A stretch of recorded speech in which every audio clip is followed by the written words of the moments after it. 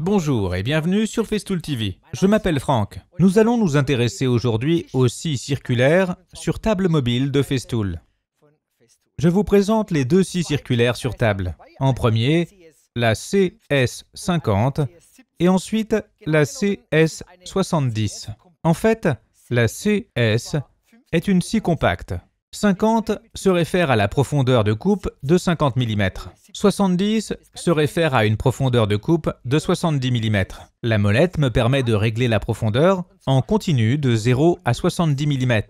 Pour l'autre scie, c'est la même chose, mais la hauteur maximale est de 50 mm. L'avantage de cette scie est évident. Elle est très mobile. Je peux rabattre facilement les pieds.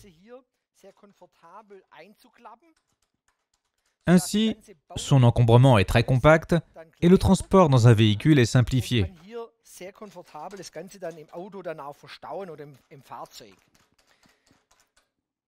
À l'arrière, elle dispose aussi de petits trous. Cela permet de mettre la machine en position dans l'atelier ou sur le chantier avec une seule main. Des pieds escamotables qui évitent tout basculement sont aussi intégrés.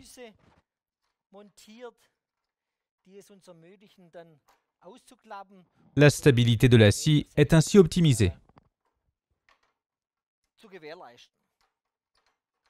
Sur le côté, on peut trouver une sorte de compartiment, de rangement.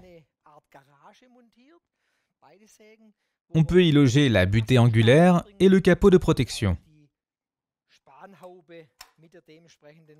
Le capot de protection et son cache apportent une protection à la scie. Le capot de protection est monté à l'arrière. Je déplace le couteau diviseur vers le haut. J'insère le capot de protection et je le bloque avec la vis.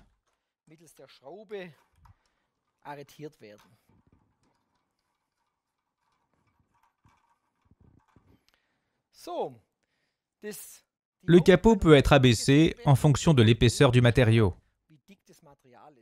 Je déplace le module vers l'avant. Je peux utiliser le capot même pour des coupes en biais. Sur le côté, j'ai un dispositif que je peux basculer. L'utilisateur est alors protégé et ne peut pas toucher la lame de ce côté.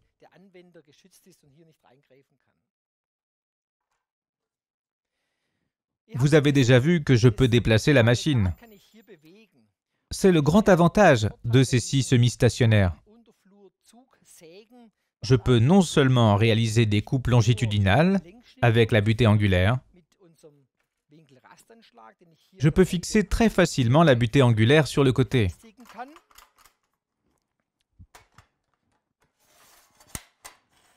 Je peux aussi changer ma butée de côté après avoir fait une coupe longitudinale.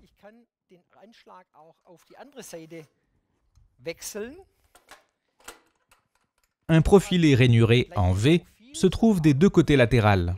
C'est également valable pour la CS50. Maintenant, il est possible d'utiliser la butée angulaire comme guide pour des coupes transversales. Je peux placer ma pièce et réaliser ces transversales.